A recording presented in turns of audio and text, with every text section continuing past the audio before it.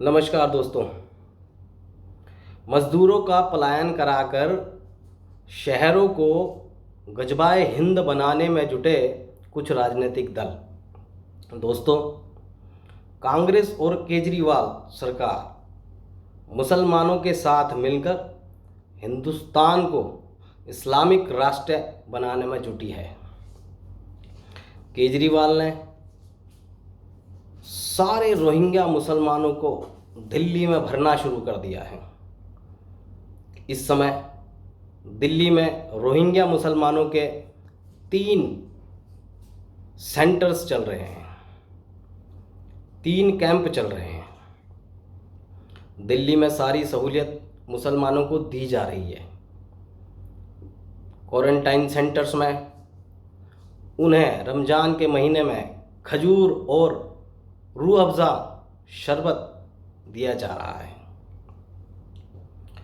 दोस्तों, इनकी आगे की स्कीम इतनी भयानक है कि आप सब लोग सोचने पर मजबूर हो जाएंगे। केजरीवाल ने दिल्ली में लॉकडाउन शुरू होते ही रात में कई जगह माइक पर झूठी अनाउंसमेंट करा दी और लोगों को भगा दिया। उनको डीटीसी बसों में भरकर यूपी बॉर्डर पर चुपचाप रात में छोड़ दिया गया। जानते हैं क्यों? क्योंकि लॉकडाउन के बाद जब दुकानें और फैक्ट्रियां खुलेंगी तो दुकानदारों को और फैक्ट्री मालिकों को अपनी दुकानें और फैक्ट्रियां चलाने के लिए मज़दूरों की ज़रूरत पड़ेगी और मज़दूर रोहिंग्या मुसलमान उस समय उपलब्ध होंगे। इसलिए दोस्तों, मज़दूरों के नाम पर सिर्फ रोहिंग्या मुसलमान ही मिलेंगे, क्योंकि हिंदू मज़दूर तो सभी अपने घर जा चुके हैं, गांव जा चुके हैं। तो मजबूरन दुकानदार और फैक्ट्री मालिकों को काम कराने के लिए इन्हीं को रखना होगा और ये सभी नाम बदलकर यहाँ काम करेंगे। ध्यान रखना, नाम बदलकर ही काम करेंगे। और इसमें केजरीवाल के 3 से 4 मुस्लिम विधायक बड़े जोरों से काम कर रहे हैं। अब दिल्ली और महाराष्ट्र में ये प्रयोग शुरू हो चुके हैं। इसलिए तो सभी कांग्रेस और उनके प्रभाव वाले राज्यों से मजदूरों को भगाया जा रहा है। कांग्रेस ने और केजरीवाल ने फिर से देश को गजबाए हिंद बनाने की तैयारी शुरू कर दी है, जिसका उदाहरण दिल्ली में दंगे कराकर हिंदुओं की मजबूती को परखने का प्रयोग किया गया।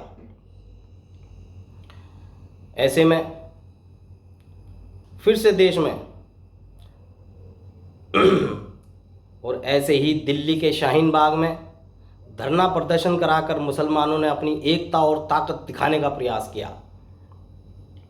केजरीवाल सरकार ने और कांग्रेस शासित राज्यों ने सिर्फ मुस्लिम समुदाय को खुश करने के लिए रमज़ान के महीने में लॉकडाउन को पूरी तरह से समाप्त कर दिया, जिसके कारण कोरोना जैसी महामारी एक दिन बहुत बड़ा विकराल रूप ले लेगी और इसका बहुत बड़ा भुगतान आने वाले समय में लोगों को चुकाना पड़ेगा। केजरीवाल ने ईद मनाने के दबाव में दिल्ली को मौत के मुंह में झोंक दिया है। दोस्तों, ये एक बहुत बड़ी साजिश है जिसका हिंदुओं को और हिंदुओं का दम भरने वाली मोदी सरकार को भी अनुमान नहीं है कि देश के अंदर कितना बड़ा षड्यंत्र चल रहा है। सरकार की पुलिस और उनके सभी खुफिया तंत्र फेल हो चुके हैं। यहाँ तक कि तबलीगी जमात, जिसका कोरोना फैलाने में सबसे बड़ा हाथ है, उसके मुखिया मौलाना साद को अभी तक गिरफ्तार नहीं किया जा सका है। भाइयों, मेरा मानना है कि सभी बड़े नेता, अधिकारी व न्यायाधीशों को मुस्लिम बहुल इलाकों में घर दिए जाने चाहिए, ताकि वह भी मुस्लिम भाईचारे का भरपूर आनंद उठा सके। मित्रों, दुर्भाग्य से भारत में एक सुअर से भी नीच व घिनौनी प्रजाति पाई जाती है, जो अपने ही देश के शूरवीरों की शहादत पर खुशियां मनाती है। इसलिए दोस्तों, हर उस नेता, अभिनेता व खिलाड़ी का बहिष्कार करो जो हमारे धर्म, संस्कृति और राष्ट्र विरोधी ताकतों का साथ देते हैं। और मित्रों, आप लोगों से अंत में कहूँगा, उठो धरा के वीर सपूतो, माँ ने तुम्हें पुकारा है। कहो गरज के हम हिंदू हैं और हिंदुस्तान हमारा है। जय हिंद दोस्तों, नमस्कार।